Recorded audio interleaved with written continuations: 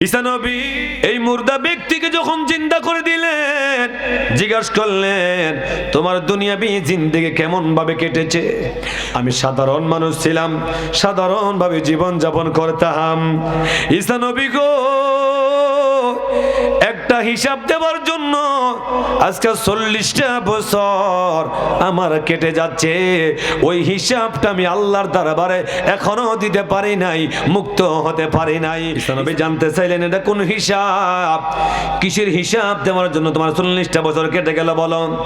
ঈসা নবী গো, এই লাকড়ির বোঝা যখন আমি মাথায় নিয়ে যাচ্ছিলাম, হঠাৎ করে আমার দাঁতের মধ্যে কি জানি আটকিয়ে গেল।